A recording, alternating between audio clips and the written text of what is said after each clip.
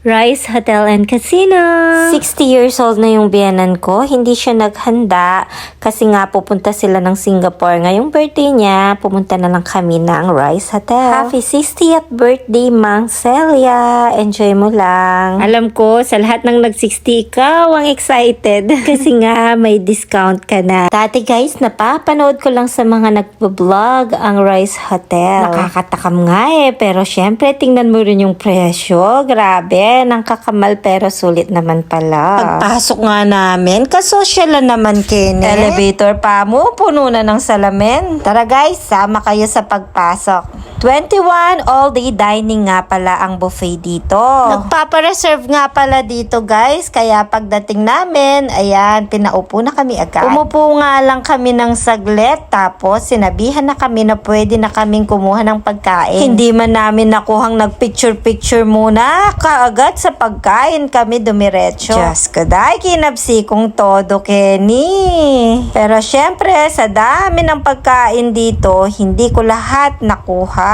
Dapat pala hindi ako nag-almusal, hindi ako nag-lunch para todong kukunin ko lahat. Pero marami naman din akong nakain. Sobrang kasing daming pagpipilian dito guys. Ayan, si Chloe nag-enjoy naman siya. Madami rin naman ang nakain niya. Sabi ko kasi half na din yung bayad niya dito. Kaya dapat damihan niya, sulutin niya. Ayan guys, naubos ko naman lahat ng kinain ko. Lahat ng kinuha ko. Kumuha pa ako kaso pa konti-konti na lang. Tara guys, samahan nyo na lang akong videoan yung mga pagkain dito. Nag-umpisa nga ako sa tinatinapay.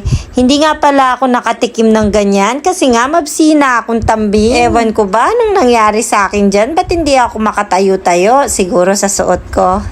Ayan guys, ang dami diba? Ang dami talagang mapagpipilian. Ayan yung mga gulay. Tapos nga, nagpaluto kami ng white pasta. Ngayon nga nagvo-voice over ako. Nagsisisi ako, bakit hindi ko tinikman yung mga pizza na yan? At saka yung steak, hindi ko na din tinikman kasi hindi ko talaga ako makain yan. Ewan ko ba, pang mahirap lang yung peg ng bibig ko.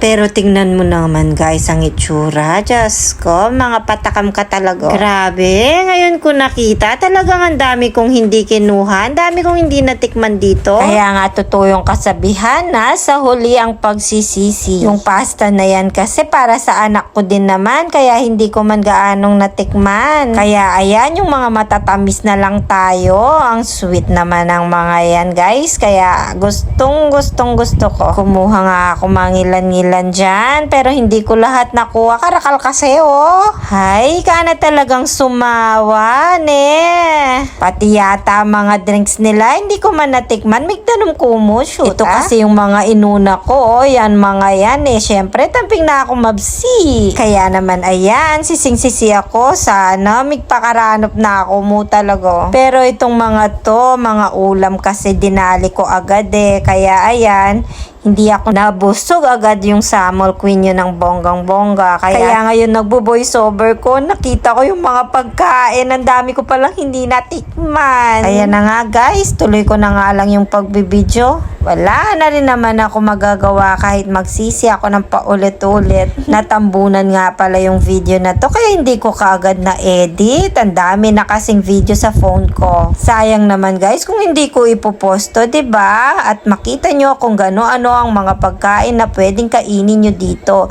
Last upload ko kasi ng ganito, mabilisan lang kasi reels nga. Pero ganun pa man guys, nabusog naman din naman ako. Kaya lang, yun nga lang, daming pagkain na hindi ko nasubukan. Yun lang naman. Itutuloy ko na nga pala yung pagkain ko, yung mga matatamis na kinuha ko, manyaman. Siyempre, lahat naman sa akin masarap, lalo na usapang matatamis. Si Chloe nag-enjoy sa mga candies. Siya naman, pabalik-balik siya. Para siyang hindi nabubusog. Sa prutas naman tayo.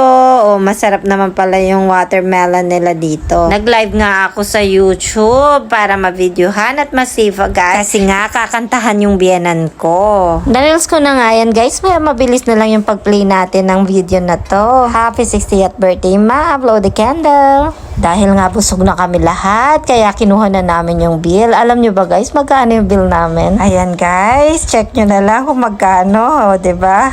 Nagbayad na nga sa Mall Princess nyo, hindi pa tapos. So, bawal leftover dyan, kaya bilisin mo na. Paglabas nga namin, sayang naman ang view, kaya ayan, nagpicture-picture na kami. Gustong-gusto ko nga yung salamin dito, parang makakalaguyo.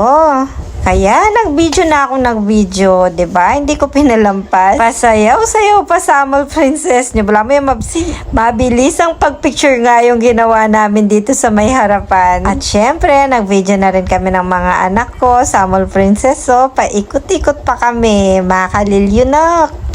Tapos ito, na-reels ko na rin, kaya mabilisan na din. Hindi ko kasi pinapalampas yung mga salamin pag nakakakita ako.